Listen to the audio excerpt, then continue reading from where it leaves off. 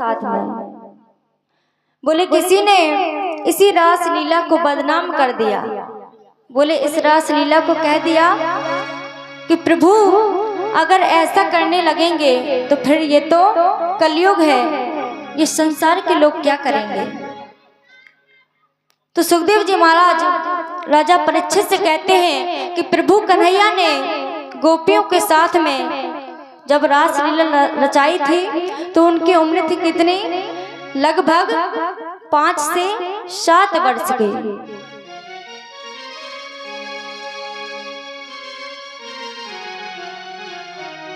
आज कन्हैया ने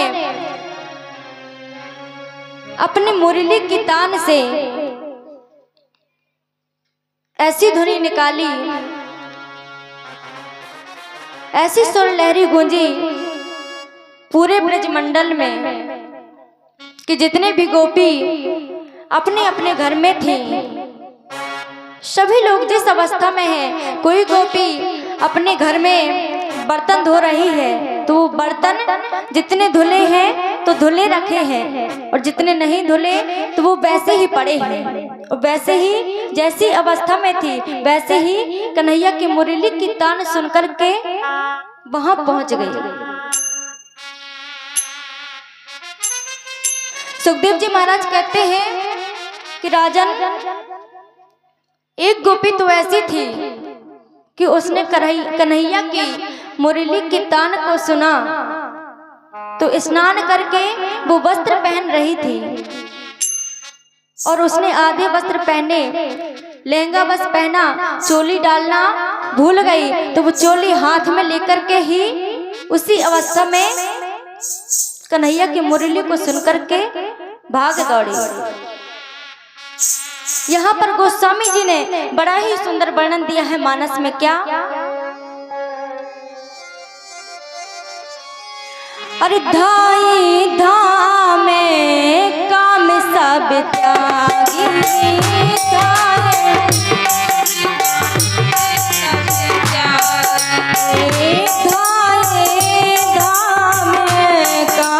सब त्यागी,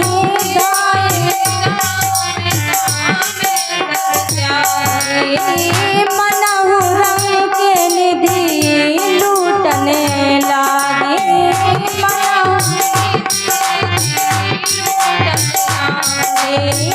मनहु रंग के निधि लूटने लागे। सुखदेव जी महाराज कहते हैं कि यहाँ पर गोस्वामी जी ने भी बड़ा ही सुंदर वर्णन दिया है मानस में। दिया क्या है? तो बोले धाई धाम काम सब त्यागे। धाई यानी कि दौड़ पड़ी। कैसे? बोले धाई धाम यानी कि अपने घर को, धाम काम सब त्यागी। बोले जो जिस अवस्था में थी अपने घर को छोड़ करके, सारे कामों को छोड़ करके सभी ब्रज गोपियां कन्हैया की मुरली की तान को सुन करके भाग दौड़ी। और जब कन्हैया ने मुरली की तान को छेड़ा तो उस समय कैसा था? सुखदेव जी महाराज कहते हैं कि रात्रि के 12 बजे भी अगर कन्हैया मुरली की तान को बजा देते तो उसी समय गोपियों को ये चिंता नहीं कि आखिर ये समय क्या है। उसी समय वो अपना सारा का सारा काम छोड़ करके कन्हैया के पीछे पीछे भाग जाते। सभी ब्रज गोपियां कन्हैया के पास पहुंच गई। कन्हैया ने सोचा कि ये ब्रज गोपियां इतने समय अर्धरात्रि को ये अकेले इस नितांत वन में क्यों आई हैं? कन्हैया ने गोपियों से पूछा कि आप सब यहाँ पर? गोपियां बोली, कन्हैया पहले तो तुमने ऐसी अपनी मुरली की तान बजाई और फिर हमसे ही पूछते हो। पहले तो खुद बुलाते हो और फिर हमसे पूछते हो कि ये सब यहाँ पर क्या कर रही हैं। बोले कन्हैया तुम भी बड़े छलिया हो, पहले बुला लेते हो फिर घर जाने को कहते हो। कन्हैया बोले गोपियों एक बात ध्यान रखना, पहले तो ये समय देखो, ये समय कौन सा है? बोले समय का पता है। बोले अर्धरात्रि है। कन्हैया कहते अच्छा ये बताओ इतने समय पर अपने घर को छोड़ करके यहाँ पर नितांत वन में आना, क्या ये तुम्हारे पतियों को अच्छा लगेगा? क्या सोचेंगे वो? गोपियाँ कहते हैं कन्हैया हम कुछ नहीं जानते, ना हमें ये चिंता है कि हमारे पति हमसे क्या कहेंगे, ना हमें अपने घर की चिंता है। बोले ना हमें अपने काम की चिंता है। बोले चिंता किसकी है? बोले तुमने हमको बुलाया और हम सब यहाँ पर आ गए। तो गोपियाँ कहती क्या है कि ब्रज के नंद लाला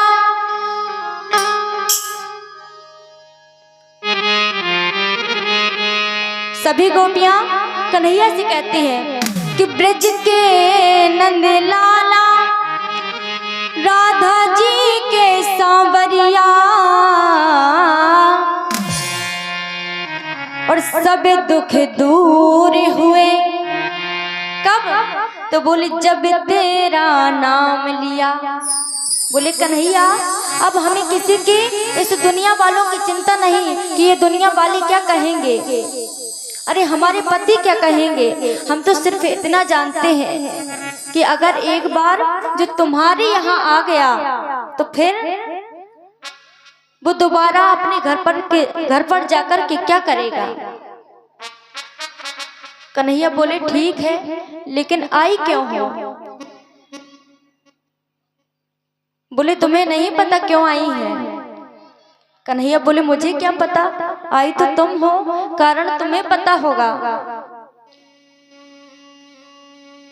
ब्रज गोपिकाएं कहती है कि कन्हैया जो तुमने मुरली की तान सुनाई है ना, उस मुरली की तान को सुनकर के मैं तो अपने घर पे बर्तन धुल रही थी, लेकिन जैसे ही तुम्हारी मुरली की तान को सुना तो वो बर्तन वहीं पर डाल करके चली आई। दूसरी गोपी कहती है कन्हैया तुम्हें मालूम है, अरे इतनी मधुर ध्वनि, ऐसी सुरीली तान कि मैं जिस अवस्था में थी, मैं स्नान करके वस्त्र पहन रही थी लेकिन सब सूद भूल गई और चोली अपने हाथ में लेकर के ही चली आई। गोपिकाओं के साथ में कृष्ण कन्हैया ने मुरली की तान से सभी ब्रजवासियों का, ब्रज गोपियों का मन मोह लिया। अब यहाँ पर रास का प्रसंग इतना पावन और इतना आनंददायक है, अद्भुत है कि वेद व्यास जी श्रीमद् भागवत में वर्णन करते हैं कि सबसे पहले राजन रास लीला यानी कि रास प्रसंग सुनना या रास प्रसंग सुनने का अधिकारी कौन व्यक्ति होता है। राजा परीक्षित कहते हैं महाराज ये तो मुझे नहीं मालूम कि रास का प्रसंग सुनने का सबसे पहला अधिकारी कौन होता है। तो सुखदेव जी महाराज श्रीमद् भागवत में वर्णन देते हैं क्या, अरे प्रथम सुमेरी भागवत भक्त भगवत बानी, द्वितीय आराधे भक्ति व्यास नवे भांति बखानी। सुखदेव जी महाराज कहते हैं कि प्रथम सुमेरी भागवत भक्त भगवत बानी और द्वितीय में तो बोले द्वितीय आराधे भक्ति तो व्यास नव भांति बखानी। क्यों? क्योंकि जिस प्रकार से त्रेता युग में राम जी के मुखार बिंद से सबरी मैया ने नवधा भक्ति का रसपान किया था, तो जिसने नवदा भक्ति का रसपान किया हो वही इस रास के प्रसंग को सुनने का अधिकारी है। सुखदेव जी महाराज राजा परीक्षित से कहते हैं, राजन ध्यान पूर्वक सुनो, तीसरी बात है क्या? तो कहते हैं कि तृतीय करे गुरु समुझी, दक्ष सर्वज्ञ रसीलो, अरे चौथे हुए विरक्त, तो बसे बन राजे बसीलो। बोले राजन तीसरी बात कि तृतीय करे गुरु समुझी, दक्ष सर्वज्ञ रसीलो, तो चौथे होए विरक्त। बोले रास के प्रसंग को सुनने के लिए सबसे पहले अपने जीवन को विरक्त बनाना होगा, और फिर बोले बसे बन राजे बसीलो। अगर जिस व्यक्ति का जीवन विरक्त बन गया तो वो भी इस रास के प्रसंग को सुनने का अधिकारी है। बोले महाराज और कौन कौन अधिकारी होता है सुनने का? तो सुखदेव जी महाराज कहते हैं कि पांचे भूले देह सुधी। राजन पांचवी बात है कि पांचवा व्यक्ति वो सुनने के योग्य होता है जो अपनी देह की सुध को भुला दे। और वो बात किसमें थी? बोले ब्रज गोपियों में। क्यों? क्योंकि धाये धाम काम सब त्यागी, तुम मनहु रंग के निधि लूटन लागी। सुखदेव जी महाराज कहते हैं कि पांचे भूले देह सुधी, तब छठे भावना रास की, तो साते पावे रीति रस श्री स्वामी हरिदास की। बोले अगर व्यक्ति इन 7 बातों को याद रख ले, अपनी देह की सुध को भुला ले और अपना जीवन विरक्त बना ले, तभी वो व्यक्ति इस रास के प्रसंग को सुनने का अधिकारी है। तो राजा परीक्षित कहते हैं, महाराज कृपया मुझे इस रास के प्रसंग को सुनाइए। तो सुखदेव जी महाराज कहते हैं कि जो भी गोपियां कन्हैया की मुरली की तान को सुनकर के उनके साथ में रास लीला रचाने के लिए आई थी, तो वो थी कौन? सबसे पहली बात तो आई कौन थी? गोपियां। तो वेद व्यास जी श्रीमद् भागवत में कहते हैं कि सबसे पहले जानना ये जरूरी है, जो गोपी शब्द आया है तो गोपी का अर्थ क्या होता है?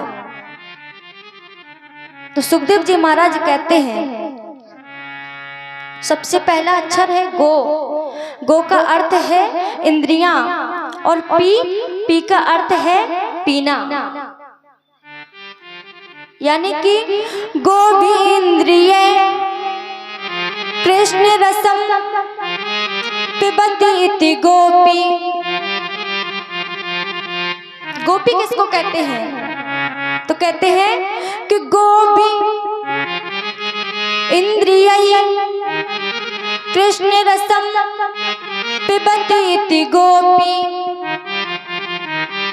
बोले जो अपनी 10 इंद्रियों से, 10 इंद्रियां हैं, 5 कर्मेंद्रियां और 5 ज्ञानेंद्रियां, यानी कि जो अपनी 10 इंद्रियों से कृष्ण की कथा का रसपान करे वो है गोपी। और कैसे? सुखदेव जी कहते हैं कि चलते फिरते उठते बैठते हर एक परिस्थिति में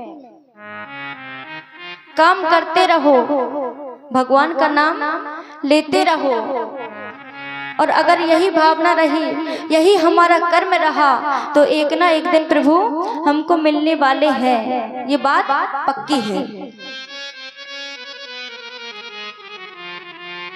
सुखदेव जी कहते हैं कि जितने भी गोपियां हैं वो सभी वेद के मंत्र आज गोपियां बनकर के वहां पर उपस्थित हैं।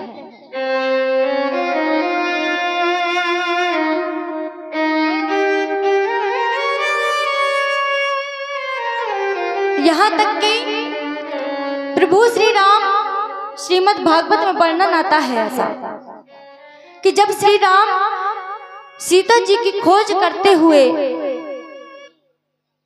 पहुंचे वन में, तो गोस्वामी जी ने एक चौपाई लिखी थी। कौन सी?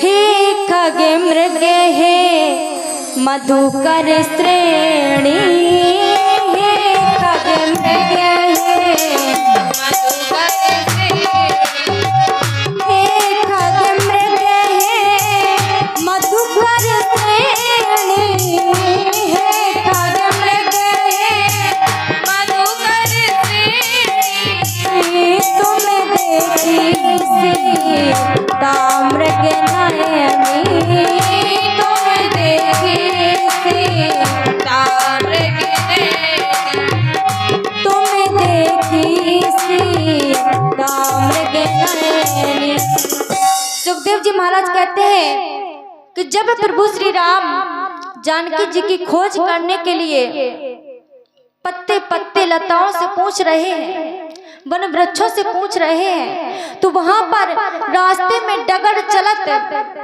जितने भी ऋषि मिले वो आज यहाँ पर द्वापर युग में जितने भी वो गोपियां हैं वो ऋषि भी वो गोपियाओं के रूप में वहां पर कन्हैया लाल के साथ में रास रचाने के लिए उपस्थित हैं। बोले कौन कौन? बोले वेद के जितने भी मंत्र हैं, जितने भी ऋषि हैं, मुनि हैं, संत हैं, आज सभी के सभी गोपियों के रूप में कन्हैया लाल के साथ में रास रचाने के लिए उपस्थित हो गए। अब महाराज जब सभी गोपियां कन्हैया लाल के सामने खड़ी हैं, इन गोपियों के अलग अलग विभाग भी हैं, श्रुति रूपा, मुनि रूपा, साधना निष्ठा, स्वयं सिद्धा, दैत्य कन्या, मत्स्य कन्या, इस प्रकार की सभी गोपियों के रूप हैं। यहाँ पर महाराज सभी गोपियों के साथ में कन्हैया ने रास रचाया। किसी के साथ में गलबैया डाल करके प्रभु मगन होकर के नाच रहे हैं, और कहीं पर जब नाचते नाचते कोई गोपी थक जाती है तो प्रभु स्वयं उसके चरण दबाने में लग जाते हैं। उसने आराम किया, विश्राम किया, फिर वो खड़ी होकर के कन्हैया लाल के साथ में नाचने लगते हैं। इस प्रकार का कन्हैया लाल ने गोपियों के साथ में रास लीला की। अब यहाँ पर एक बात, प्रभु जैसे ही गोपियों के साथ में रास रचा रहे थे, भोले बाबा ने ये दृश्य देखा कैलाश पर्वत से। भोले बाबा ने जैसे ही ये दृश्य देखा, भोले बाबा ने पार्वती मैया से कहा कि देवी तुम्हारे लिए ये कोई बड़ी समस्या नहीं है। क्यों? क्योंकि तुम गोपी के रूप में कन्हैया के साथ में रास रचाने के लिए सम्मिलित हो सकते हो, लेकिन ये समस्या मेरे लिए है। बोले देवी लेकिन करना क्या है? मुझे भी वो दृश्य देखना है, वो रास लीला का नृत्य देखना है जहां पर कन्हैया लाल अनेक गोपियों के बीच में रास रचा रहे हैं, किसी के साथ में गलबैया डाल करके नृत्य कर रहे हैं। कोई गोपी थक जाती है, किसी को पसीना आने लगता है तो प्रभु वहां पर पंखा झलने लगते हैं। ये सारा दृश्य जब भोले बाबा ने देखा तो भोले बाबा से रहा नहीं गया। पार्वती मैया से कहते हैं देवी अगर तुम चाहो तो मैं भी इस रास लीला का दर्शन कर सकता हूँ। पार्वती मैया कहती है कि स्वामी, पहली बात तो आपका ऐसा अद्भुत वेश, आप कैसे जाएंगे? भोले बाबा कहते हैं उसकी कोई चिंता नहीं है, तुम हो, तुम मुझे आज इस प्रकार से सजा दो कि कोई भी मुझे उस रास लीला में पहचान नहीं पाए। जैसे ही पार्वती मैया से भोलेनाथ ने कहा कि मुझे साड़ी पहना दो, जो भी श्रृंगार होता है वो सारा का सारा श्रृंगार आज मेरा कर दो और मैं भी कन्हैया लाल का ये दृश्य देख सकूं।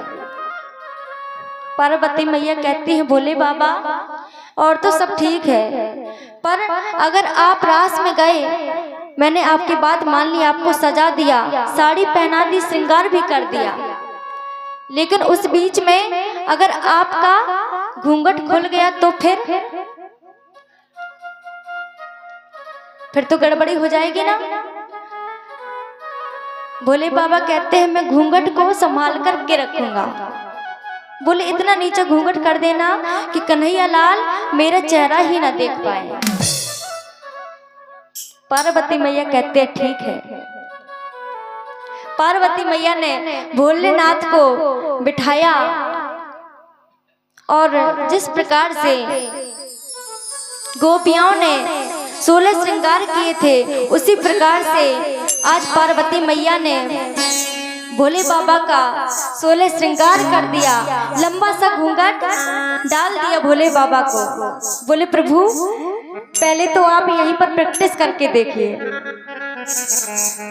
सबसे पहली बात, कोई भी गोपी होती है तो उसकी चाल अलग होती है, पुरुषों की चाल अलग होती है चलने की। तो पार्वती मैया ने कहा सबसे पहले मैं यहीं पर आपका प्रैक्टिस करा दूंगी, अगर आप यहाँ पर सफल हो गए तो मैं जान जाऊंगी कि आप वहां जा सकते हैं। भोले बाबा कहते हैं अब तुम भी, मैं ये सब करूंगा। पार्वती मैया कहती है अगर जाना है, दृश्य देखना है, प्रभु के दर्शन करने हैं, गोपियों के दर्शन करने हैं, तो इतना तो करना पड़ेगा। भोले बाबा कहते हैं ठीक है। कैसे चलना है? तो पार्वती मैया भोले बाबा को चलना सिखाती हैं। जिस प्रकार से गोपियां मतवाली चाल में चलकर के कन्हैया के पास आई थी, वैसे ही पार्वती मैया ने भोलेनाथ को आज चलना सिखा दिया। 16 श्रृंगार हो गए। तो किसी कवि ने बड़ा ही सुंदर भाव दिया है और इस भजन में सभी को आता होगा ये भजन, लेकिन ऐसे नहीं गाएंगे जब तक आप पूरे पूरे हाथ उठा करके मस्ती में झूमते हुए, क्योंकि ये रास लीला का प्रसंग है, मस्ती में झूम करके ही गाना है सबको। इसलिए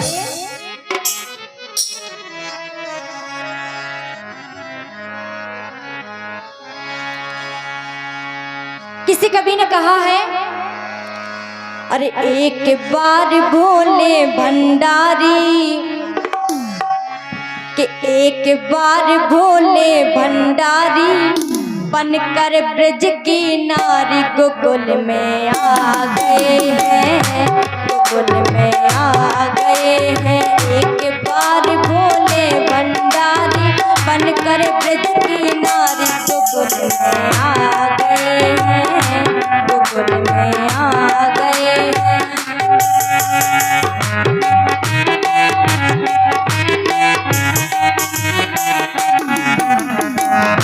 मीठी मीठी तालियों के साथ लंबे लंबे हाथ करते हुए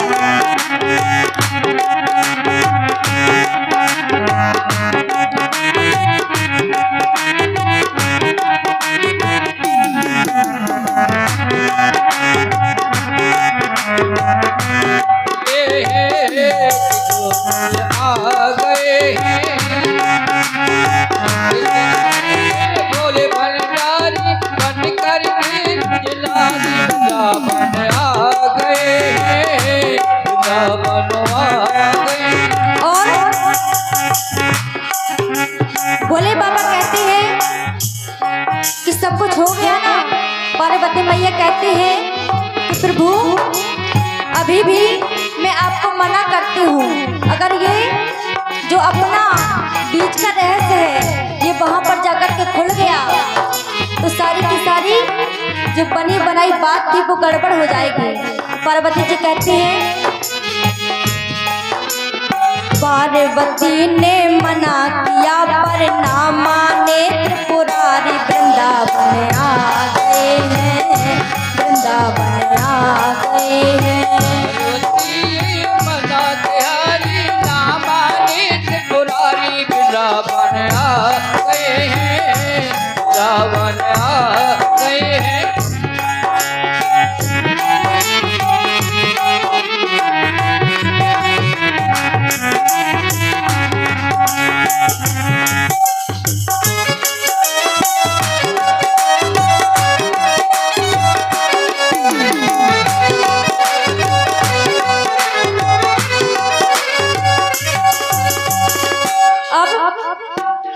भोले बाबा कहते हैं,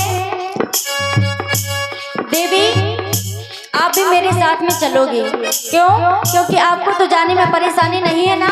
पार्वती मैया बोली मैं तो जाती ही हूँ। तो भोले बाबा कहते हैं पार्वती मैया से,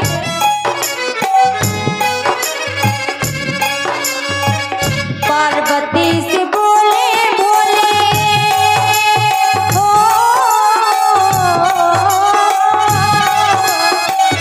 पार्वती से बोले बोले मैं भी चलूंगा तेरे संग में, तेरे संग में। मैं भी चलूंगा तेरे संग में। और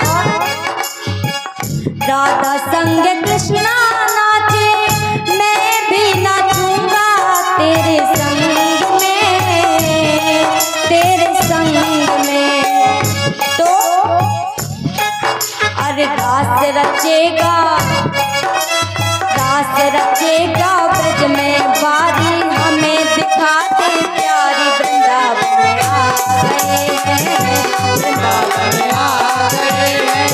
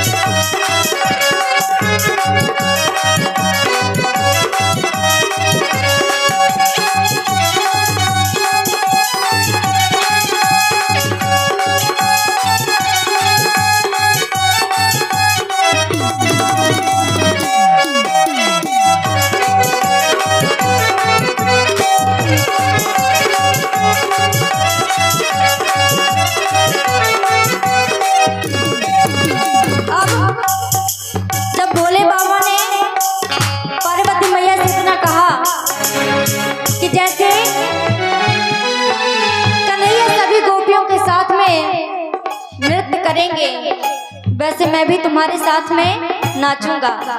लेकिन पार्वती मैया कहती है, कहती क्या है, ओ मेरे भोले बाबा कैसे ले जाऊं तुम्हें रास में, तुम्हें रास में। ओ मेरे भोले बाबा कैसे ले जाऊं तुम्हें रास में, तुम्हें रास में। अब भोले बाबा ने कहा मैं क्यों नहीं जा सकता। तो पार्वती मैया कहती है कि उस रास में गोपियों के अलावा और मोहन के अलावा, कृष्ण कन्हैया के अलावा किसी के आने की अनुमति नहीं है। पार्वती मैया कहने लगती हैं, मोहन के सिवा कोई आवे नहीं इस रास में, इस रास में।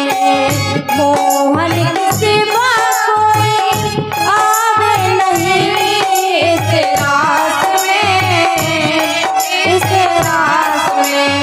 और अगर प्रभु आप उस रास में गए और आपका घूंघट खुल गया तो होगा क्या? वास करेगी ब्रज की नारी, मानो बात हमारी। वृंदावन आ गए हैं, वृंदावन आ गए हैं।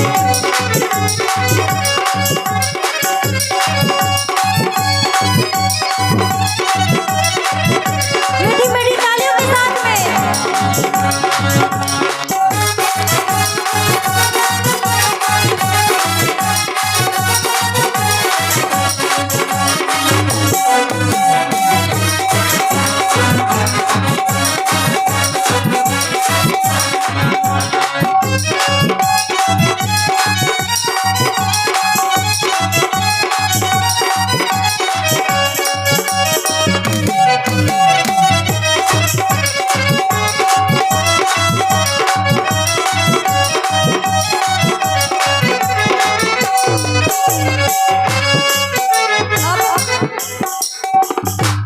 भोले बाबा कहते हैं कि सबसे पहले तो मैंने तुमसे कहा था कि मुझे कोई नहीं जान पाएगा। कैसे?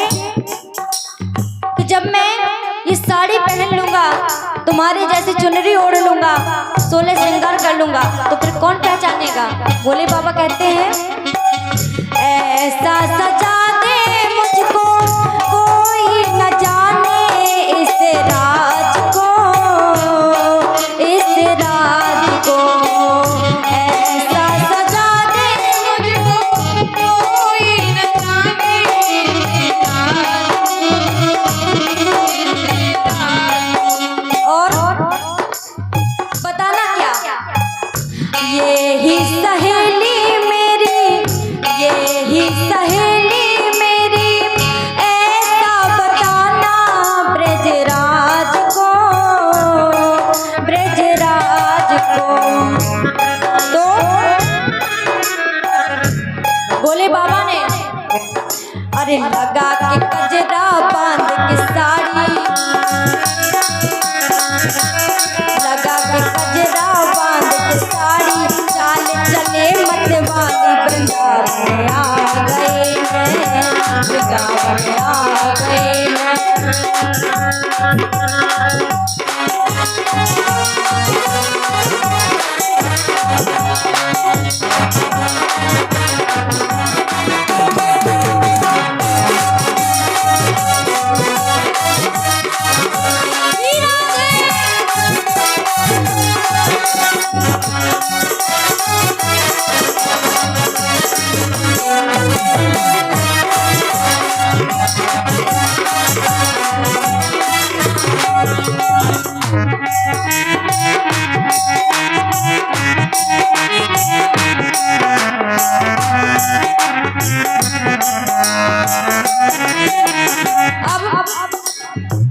पार्वती मैया ने जैसे इतनी बात सुनी तो भोले बाबा से कहते हैं ओ मेरे भोले बाबा जाओ रे बारी इस रूप में, इस रूप में। ओ मेरे भोले बाबा बारी में जाओ इस रूप में। और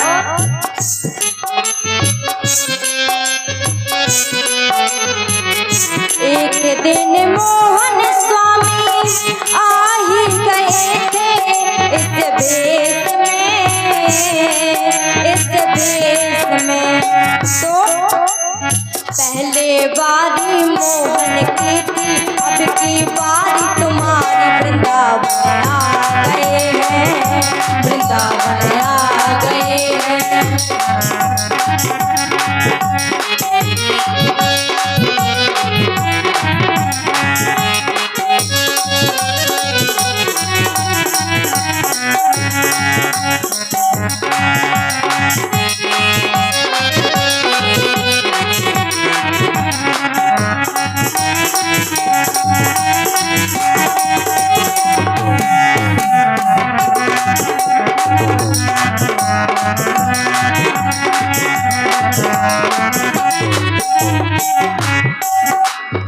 अब सारे के सारे जितने भी 16 श्रृंगार थे पार्वती मैया ने भोले बाबा के ऊपर सब बांट दिए, यानी कि 16 श्रृंगार जितने भी थे।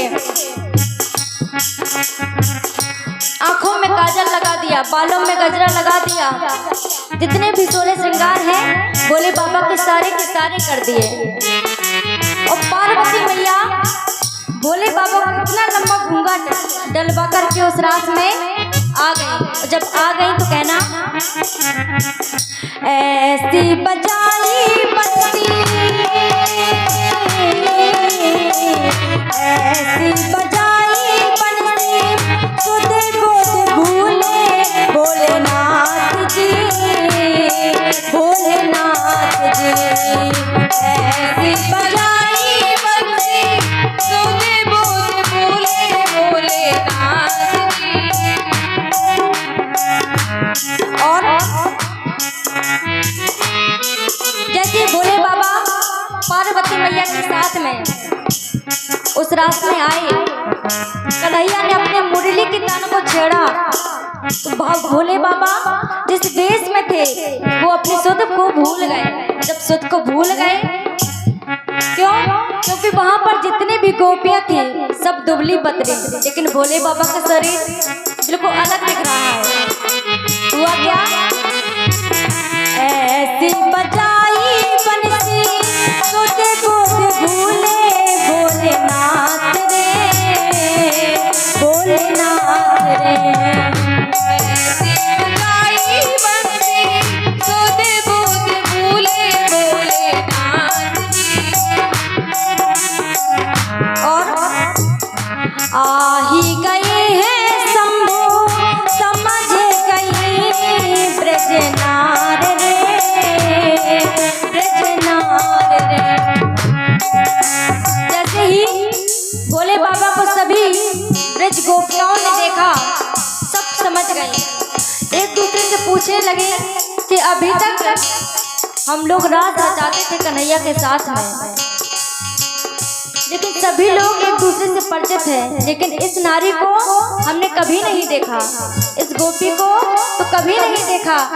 तो कहने लगे, सरक गई जब सर से सारी, गई जब सर से सारी, सरक गई जब सर से सारी, मुस्काए बनवारी वृंदावन आ गए हैं, वृंदावन आ गए हैं।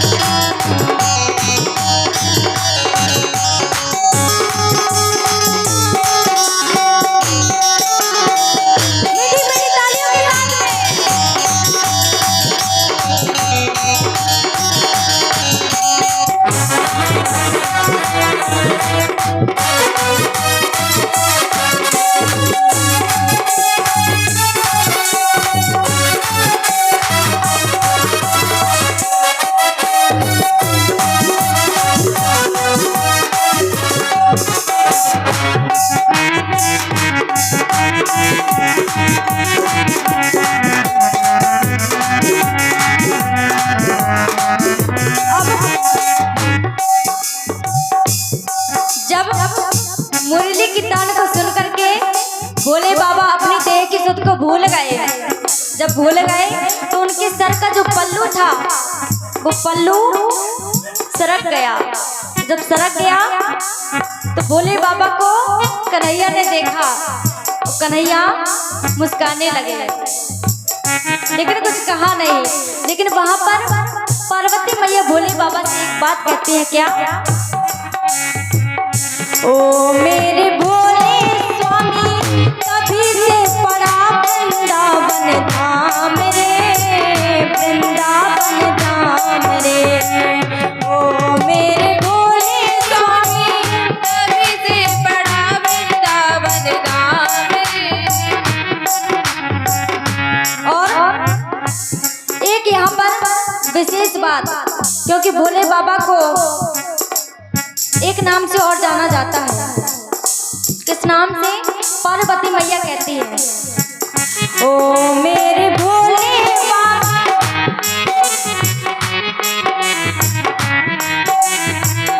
ओ मेरे भोले बाबा, बड़ा गोपेश्वर तेरा नाम रे, तेरा नाम रे।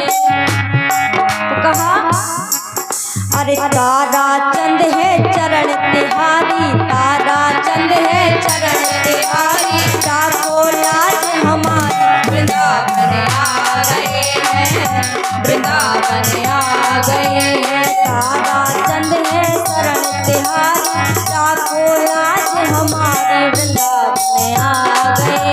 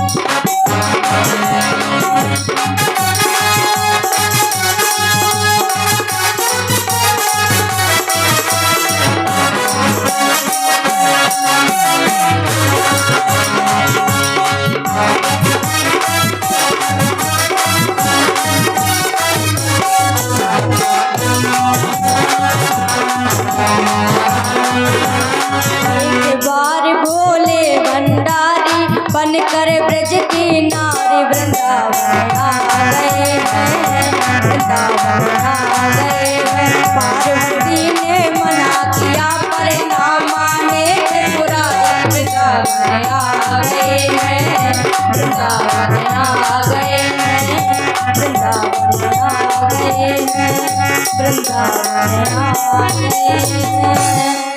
प्रेम से बोले भोले बाबा।